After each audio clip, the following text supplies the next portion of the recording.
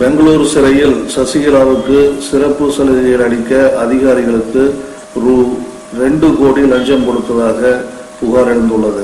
மறைந்த முன்னாள் தமிழக முதல்வர் ஜெயலலிதா மீதான சொத்து குவிப்பு மேல்முறையீட்டு வழக்கில் சசிகலா, சுதாகரன், இளவரசி ஆகியோருக்கு உச்ச நீதிமன்றம் தலா 4 ஆண்டு சிறை தண்டனை விதித்தது. இதையடுத்து 3 பேரும் கடந்த பிப்ரவரி 14 முதல் பெங்களூரில் உள்ள பரப்பன அக்ரஹார மத்திய சிறையில் அடைக்கப்பட்டுள்ளனர். சசிகலா சிறை விதிமுறைகளை மீறி சிறப்பு சலுகைகள் பெறுவதாகவும் அதிக பார்வையாளர்களை சந்திப்பதாகவும் புகார் எழுந்துள்ளது. இதை கர்நாடக சிறைத்துறை டிஜிபி சத்யநாராயண ராவ் உறுதியாக மறுத்து வந்தார். கர்நாடக சிறைத்துறையின் டிஐஜியாக ரூபா டி மௌட்கில் சமீபத்தில் பொறுப்பேற்றார்.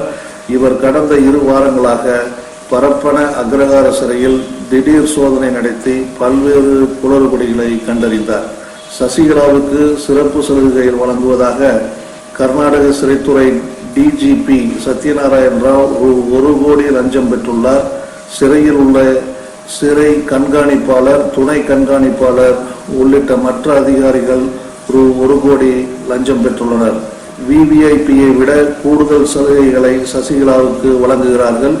இது தொடர்பாக முறையாக விசாரணை நடத்தி தவறு செய்தவர்கள் மீது நடவடிக்கை எடுக்க வேண்டும் என்று ரூபா தெரிவித்துள்ளார்.